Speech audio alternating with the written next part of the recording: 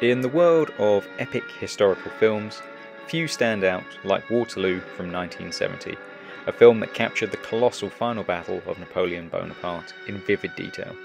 In today's video, we'll take a closer look at the trailer for this iconic film, and at the end, we'll explore the real historical events leading up to this defining moment in European history. If you haven't already, do please like and subscribe so you'll always be kept up to date with future releases.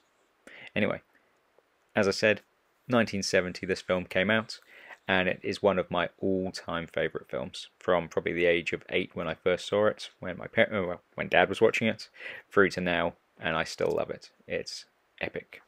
Goodbye, my soldiers! Goodbye, my sons!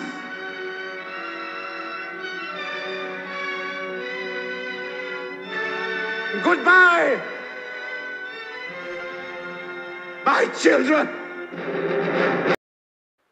So the trailer, as the movie start off with Napoleon in 1813, he's just been forced to abdicate, and so he's saying goodbye to his old guard. He was allowed to take some of them with him, I think it was 1,000 men, to the island of Elba where he's about to be exiled to. But Rod Steiger's performance just shows the sheer emotion. It's a really amazing scene.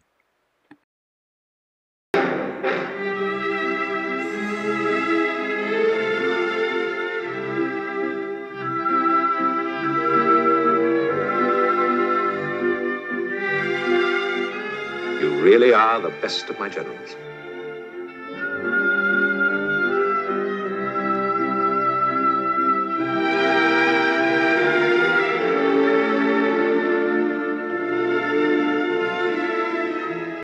And so for a 2-hour movie, or approximately 2.5 hours actually, we get 1 hour more or less, which is the build up to the battle, and that is Napoleon being exiled, Napoleon's return, him trying to re-establish himself and his government in France, and then basically having the whole coalition of the rest of Europe uniting and coming against him, and then him coming up with his plans for how he's going to try and win. So it's very interesting and does give you a pretty historically accurate idea of what was going on at the time. My body's dying, yet my brain is still good.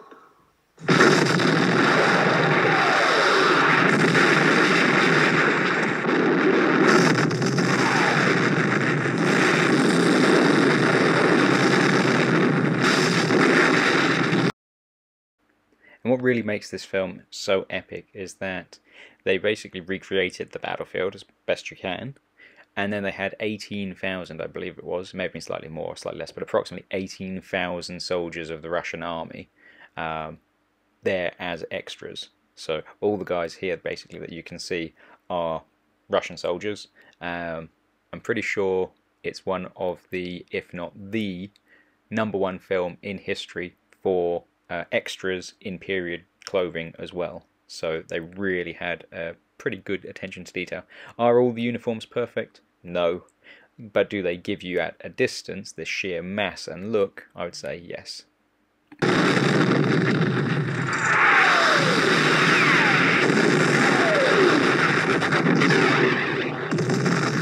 So there's the great thief of Europe himself. And despite the Napoleonic Wars and the wars of the sort of revolution lasting approximately 25 years, this was the first and only battle where Napoleon and Wellington went head to head, so it was quite a dramatic one for that reason as well. I will not!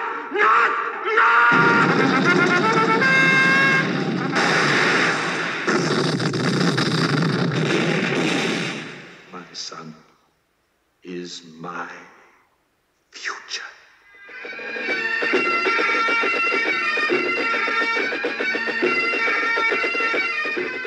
Has Wellington nothing to offer me but these Amazons? And so French generals, the marshals, they had a begrudging respect for the British infantry. In the Peninsular Campaign, I can't remember which general it was, may have been Soult, but I'm not entirely sure. He was fighting against the British, and he literally said something along the lines of, they should have run, but they didn't know how to run. So yeah, they had a begrudging respect for the British trooper, soldier, artillerymen, although they didn't have much respect for the officers. It was also noted elsewhere that they were lions led by donkeys, so they get that sort of aspect quite right in the movie.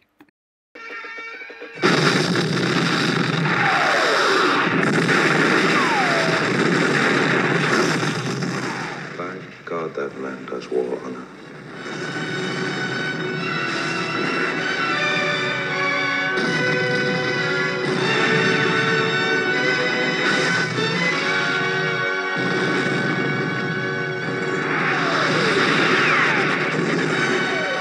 And as I mentioned earlier, you have these giant sweeping shots of thousands and thousands of men involved, and it is all real. There's no CGI, like so many modern films. You think the new Napoleon film? I mean, again, he said, oh yeah, I'm not using CGI in the film, and you could tell the difference. It looked like a few dozen men, whereas in this one, it actually looks like you've got a battle taking place. I want what remains of us here. Here! Tell them that we won the war! We won the war! Will you agree to surrender? Mad! Now in battles, just in general, there are moments, just minutes, which can change the course of the day. That can be giving you victory or defeat. And Waterloo had numerous opportunities that the French could have won. It was sort of a nail-biter right up until that last moment. It really was a close-run thing.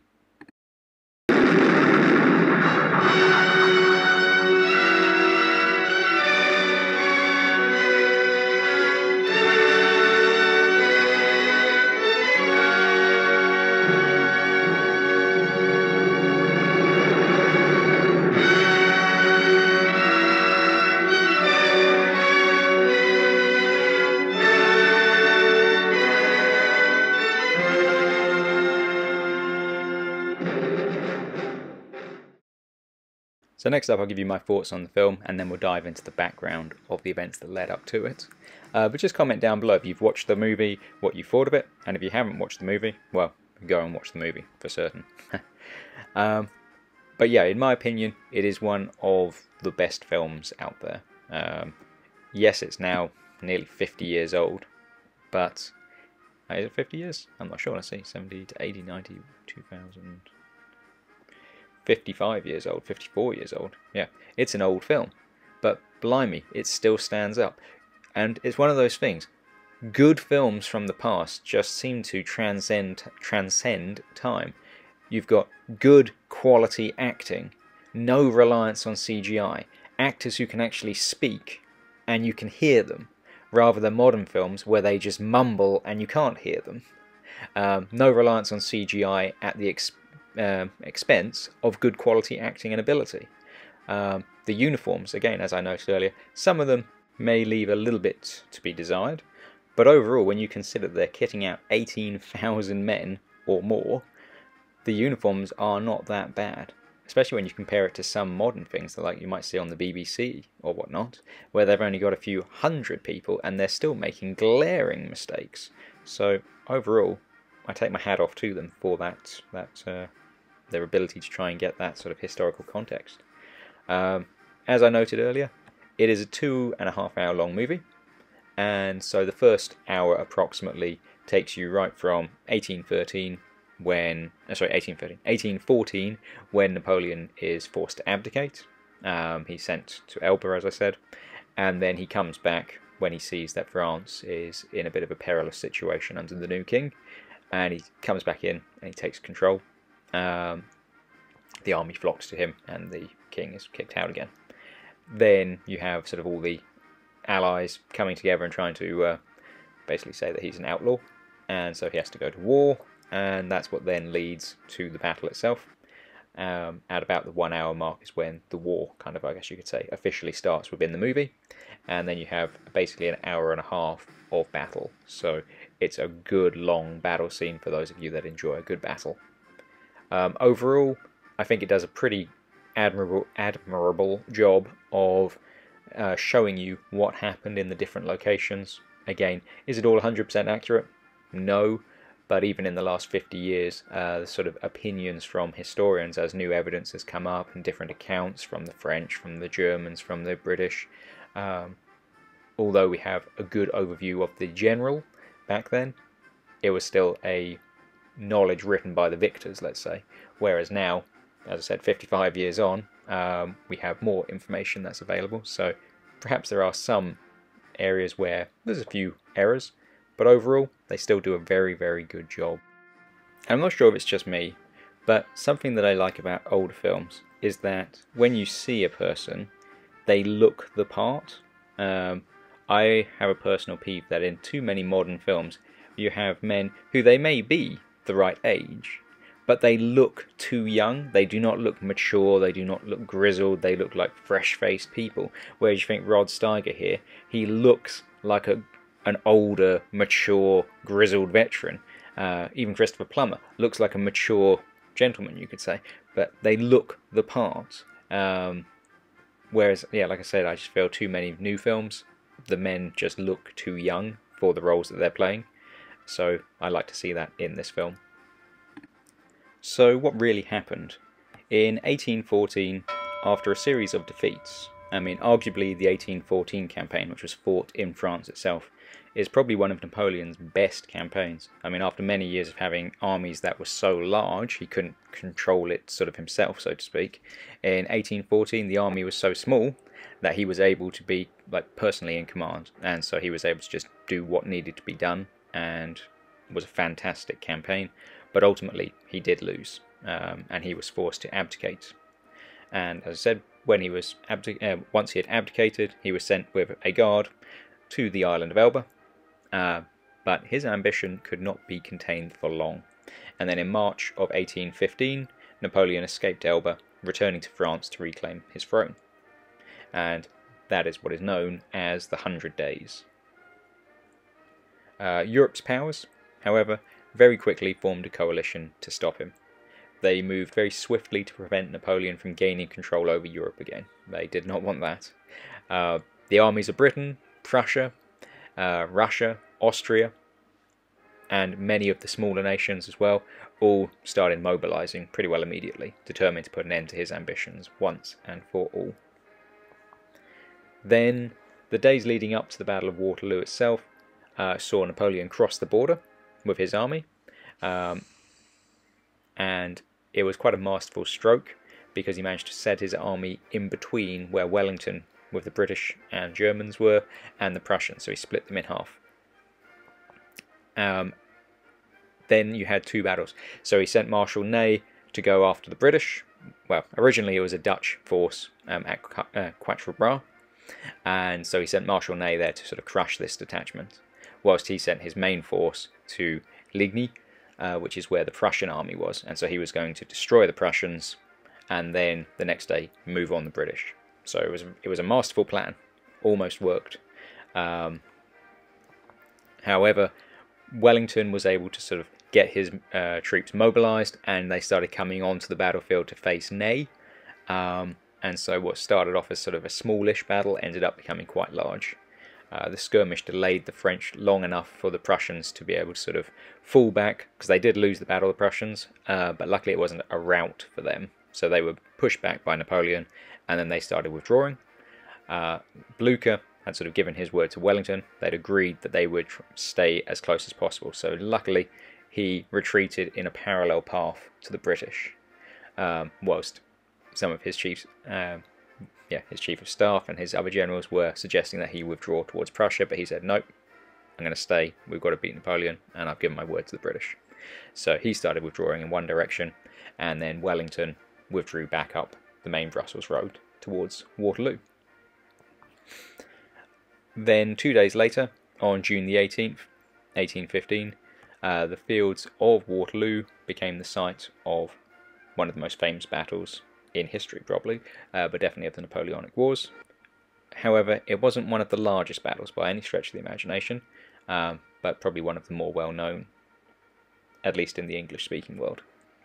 Napoleon's forces clashed with Wellington's coalition army, because again it should be noted that of the, I think the British forces were about 30,000, and then there was probably around about 30 to 35,000 Dutch, Belgium, Nassau, Brunswickers, King's German Legion, sort of allied, predominantly German forces who were allying with the British, making up his force, versus the French.